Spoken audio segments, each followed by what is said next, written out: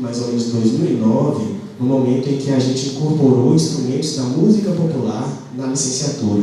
E a gente percebe que a experiência de vida dos alunos é que direciona fundamentalmente a sua produção intelectual.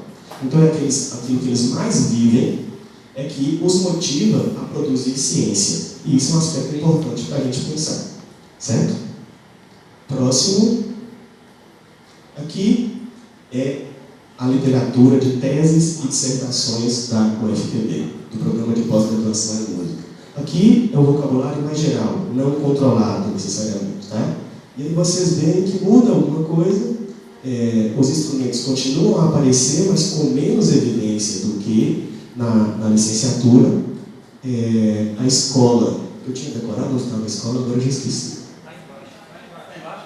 Pronto, já está maior um pouquinho, tá vendo? Então a escola já começa a ser um lugar de estudo mais evidente dessa literatura. Se a gente for para o vocabulário controlado, aí volta piano, violão, instrumento, formação, piano de novo, não, piano já está. Aprendizagem, que é bastante geral. Então vocês percebem que nós ainda temos uma produção, de certa forma, pulverizada, o que não é um problema a priori, porque é uma característica da produção acadêmica na UFPB ser diversa. Então não há uma orientação de que as pessoas devam estudar linhas muito específicas ou muito voltadas às perspectivas de seus orientadores. Obviamente elas são amplas, né? Mas as pessoas estudam fundamentalmente aspectos, questões, contextos muito próximos da sua realidade de vida. Então, com base nisso, a gente pode fazer algumas perguntas, né? Por que nós temos essas características? O que elas significam? Quais são as implicações dessas características para a situação atual e futura no que diz respeito à educação musical nas escolas? E aí, ontem, meio sem ter respostas, mandei uma mensagem para minhas amigas da residência pedagógica. Meninas, vocês conseguem perceber algum impacto do que a gente faz como produção acadêmica nas escolas? Só disseram assim, eita, pergunta difícil. Né? Porque, de fato, esse impacto ele não é tão perceptível de imediato e ele existe e nós não sabemos exatamente como ele é.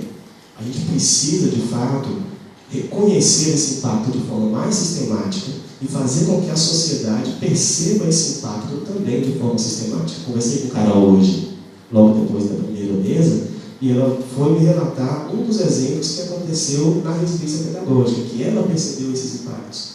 Mas isso não chega na sociedade, ao ponto de que eles foram questionados na própria escola, onde eles estão há 1 ano e meio, né? 1 ano e meio, os professores da escola que participaram do evento, etc. Mas vocês têm uma licenciatura em música que forma vocês para dar aula na escola? Sério? Aí os professores da escola que eles estão lá há mais de 1 ano perguntaram isso para ele. Então as pessoas não sabem o que a gente faz, não conhecem o conhecimento produzido na área da música. Então, a partir disso, sugiro que a gente vá agora para a segunda parte, que é pensar essa realidade escolar.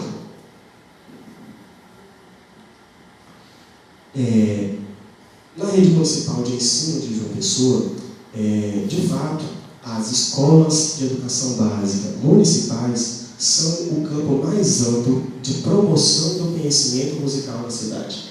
Né? É o espaço que nós temos mais campo de atuação. Não pensando na questão profissional, unicamente, mas é o campo em que a gente pode promover a educação musical de forma mais democrática. Tem um estudo, inclusive de Luiz, né, de 2008, de 11 anos atrás, que já indicava que os espaços formais de educação musical são o maior espaço de atuação e de prática de educação musical, sendo 68% das escolas municipais, 1% de estaduais, e isso é um problema, né? 29% em escolas privadas e 2% em escolas especializadas de música. Eu tentei obter essa informação mais atual, o professor ficou de me enviar, mas ele enviou um e-mail sem o anexo, com a lista dos professores, então não adiantou muito. Né? Mas o que a gente percebe, mesmo que empiricamente sem dados mais concretos, é que essa realidade não mudou muito de lá para cá. Enfim, entendo que parte dessas conquistas significativas que a gente tem alcançado na inserção desse conhecimento acadêmico no contexto escolar se deva às nossas aproximações em estágios supervisionados, na extensão universitária e de programas de formação docente como o PIBID e residência. E assim, parece haver uma troca de informações que geram influências recíprocas, como disse a Cláudia, entre a realidade escolar e a produção acadêmica. Então, talvez não caia pensar da produção acadêmica à realidade, mas sim o conhecimento entre a academia e a escola, porque, na verdade, ambos somos produtores de conhecimento.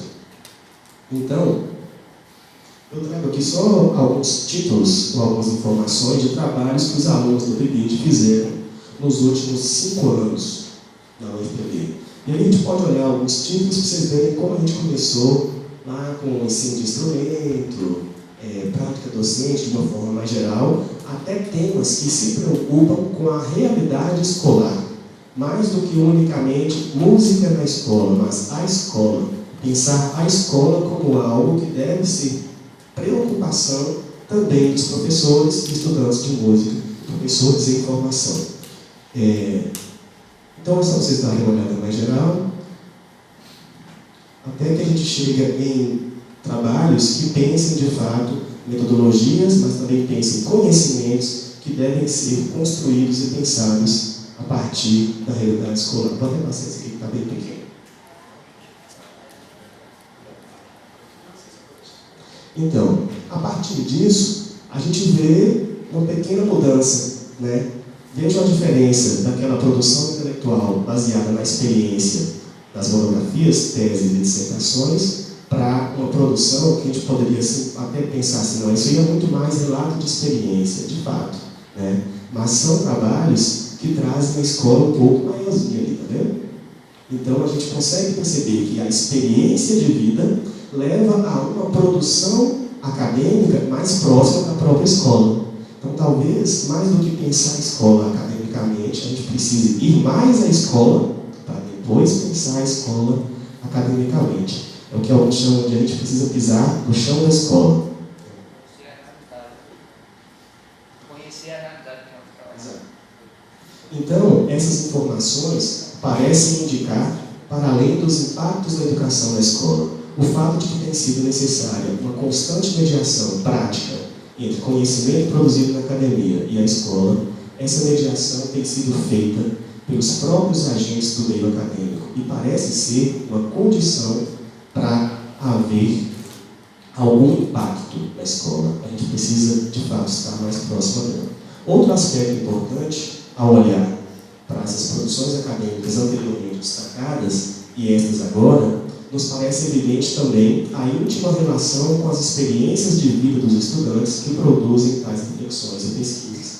E parece ser cada vez mais necessária a ampliação das vivências e experiências no chão da escola, observando, interagindo, contribuindo para projetos coletivos de atuação. E aí nós vamos para a terceira e última parte, né, em que a gente começa a pensar que existem vários aspectos destacados ainda ao longo do fórum. Eu gostaria de destacar apenas uma perspectiva que eu acho que poderia ser pouco explorada, mas é algo que tem me incomodado. Primeiro ponto, a gente não falar que não teve conquistas, né? Penso que as conquistas que a gente tem são principalmente na construção de consensos em torno da formação e atuação docente nas escolas. Esses consensos não fui eu que elenquei, foi a Bernadette Gatti, num estudo de 2018, publicado em 2019. Tem alguns outros mais, mas eu elenquei principalmente eles, que de fato são alguns consensos, alguns a gente ainda percebe que tem gente questionando, né? Reflexão, articulação, teoria e prática, valorização de postura investigativa, a formação, a aproximação entre instituições de formação e escola, a valorização da construção de comunidades de aprendizagem, o ensino concebido como uma atividade profissional que se apoia num sólido repertório de conhecimentos e a importância de formar professores para a justiça social. São apenas alguns que eu resolvi elencar. Mas, para além disso, eu vou destacar apenas um que eu entendo como retrocesso, que são aqueles retrocessos baseados fundamentalmente na defesa de uma educação neutra, desinteressada, que se preocupe apenas com questões de ordem científica e com como melhor maneira de transmitir conhecimentos considerados inquestionáveis. Então, o que eu sugiro é que isso tenha alguma relação com o fenômeno sociopolítico que nós vivemos hoje, esse fenômeno contemporâneo. Fundamentalmente com o que a gente está chamando em alguns lugares de era da pós-verdade. E suas possíveis influências nessa educação escolar, e fundamentalmente na educação musical escolar. Existe uma parte da literatura no campo da educação que já tem demonstrado essa preocupação. E eu vou resumir aqui bem superficialmente. O que eles pensam? Existe um conjunto de pessoas que se consideram na condição de falar sobre o tema educação como se possuíssem domínio de toda a complexidade que envolve educação, especialmente a escolar. É parecido com aquilo que a Cláudia falou no início. As pessoas estão se interessando e se acham capazes de falar e de pensar e de produzir algum tipo de educação e que de fato são. O que acontece é que a gente está perdendo alguns compromissos com essa formação a partir do reconhecimento de outros tipos de conhecimento vindos de especialistas, por exemplo. Então, muitas vezes, esse discurso é baseado em pedagogias salvadoras, aquelas que resolvem todo mundo da educação. Então, essa pós-verdade, ela é uma relativização da verdade baseada na banalização, na objetividade de dados e na supremacia do discurso emotivo. Vendo isso, tem um monte de gente falando, hoje em dia. Enfim. Então, ela está atrelada a uma ideia de sociedade, do conhecimento e alguns aspectos tangenciais dessa sociedade que são, de certa forma, ilusões. Destacando uma delas, seria aquela de que o acesso ao conhecimento por meio da tecnologia, por exemplo, da informação, se você não tiver acesso, você está fora do mundo. É um dos exemplos. Então, nesse sentido, sugiro que a gente pense um pouco mais sobre esse contexto, porque é esse contexto que gera reforma do ensino médio, é esse contexto que gera educação para todos, é esse contexto que às vezes gera escola sem partido, porque são parcelas da sociedade que se entendem como responsáveis diretas pela promoção da educação. E o que eu quero pensar aqui não é o que parte da literatura chama de democratização excessiva. Não é isso. Por quê? Entendo que todo mundo tem de fato o direito de pensar a educação. Mas prefiro pensar que, na verdade, a educação a democracia está em fase de mudanças e, por isso, é importante pensar, a partir disso, a democracia como um método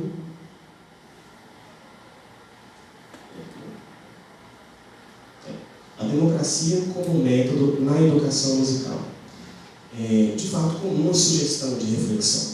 Educadores musicais que desejam aplicar procedimentos democráticos precisam inventar constantemente novas formas de cooperação, continuar buscando significado em relação à experiência dos alunos e situações e contextos educacionais. Essa ideia de método da democracia na educação, em vez de pensar passado como uma base fixa, e ideal de valores, algo parecido com o Bista cita, ou foi citado pela Cláudia, pensar a busca do real e do possível a partir dessas relações. Então, a partir disso, significado, valor estão sempre implícitos em esforço contínuo por um futuro melhor a partir da nossa prática educativa. E aí, como perspectivas, para a gente finalizar, ou expectativas de ações futuras, eu pensei que a gente talvez pudesse refletir sobre a relação entre música, pesquisa e interesse público. Tanto a música na escola e pensar qual é o interesse público da música que está na escola, ela ser democratizada enquanto conhecimento, e o interesse da pesquisa também como interesse público, para promover principalmente justiça social e uma concepção, é até engraçado pensar isso, mas mais democrática de democracia. Porque a concepção de democracia, muitas vezes, também não é democrática. E uma ideia de educação científica, parecido com o que o Mário apontou, a partir do campo de educação musical. mas uma educação científica baseada em 3 aspectos importantes. Primeiro deles, divulgação científica, fazer as pessoas compreenderem, receberem melhor os nossos resultados e, fundamentalmente, a partir de uma articulação entre o chão da escola e da academia. Segundo, a alfabetização científica, porque não adianta nada colocar na mão das pessoas o conhecimento que a gente produziu se ele não consegue decodificar ou entender esses códigos. E terceiro, que é o mais difícil, é o estabelecimento de uma cultura científica. Todo mundo pode pensar em educação musical, mas desde que seja uma perspectiva de cultura científica, algo baseado em informações concretas, refletidas e sistematizadas. E uma outra perspectiva talvez fosse pensar em observatórios de educação musical. O que seriam observatórios? Um conjunto de pessoas interessadas em pensar a educação musical a partir de uma observação constante das dimensões políticas, práticas, econômicas, pesquisas e ações públicas de uma forma mais ampla. Então, a partir disso, de uma percepção pública da ciência, eu finalizo retomando o que a Cláudia falou, né? Precisamos, de fato, de um realinhamento da popularização da ciência, mas é preciso ter a percepção de que o que fazemos tem importância e é preciso um reencantamento, e aí eu acrescento, a gente precisa se reencantar pelo conhecimento científico da educação musical, precisamos nos alfabetizar a partir disso, precisamos criar uma cultura científica na educação musical escolar. É isso, muito obrigado.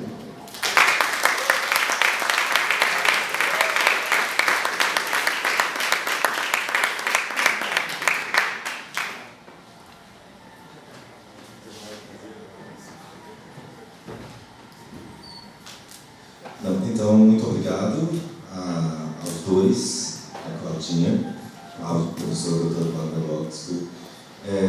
Nós vamos abrir para um debate e a gente vai atrasar o café um pouco para a gente não prender a Claudinha aqui enquanto a gente está tomando café, né? Então, ela vai ficar conosco, a gente faz o debate, faz um intervalo um pouco mais tarde, porque aí a gente libera a Cláudia, que é uma pessoa muito ocupada e que já disponibilizou uma tarde inteira para estar aqui conosco.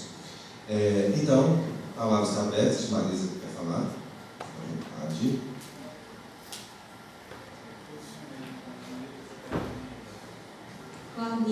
Cláudia, boa tarde, está me ouvindo? Ok, boa tarde a você. É um prazer tê-los aqui conosco pela primeira vez, não é? A ABEM aqui na nossa cidade, representantes da ABEM, o fórum aqui em Campina Grande. É uma alegria, muito obrigada pelas palavras. Especialmente a Cláudia, eu queria dirigir uma pergunta. Mas antes da pergunta, eu primeiro quero dizer que nós comungamos com algumas ideias que você hoje não tocou, mas só para pincelar, que a gente aqui também tem um trabalho muito importante como o seu no curso de pedagogia.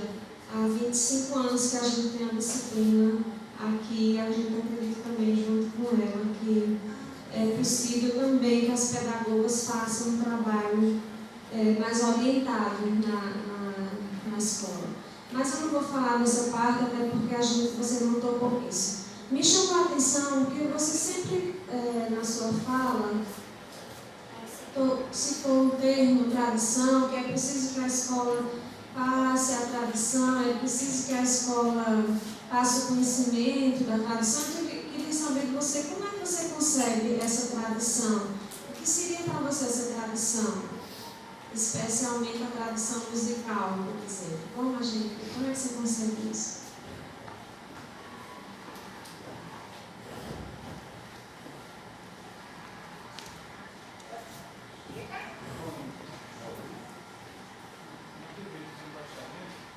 Só um segundo, Claudinha. Ok.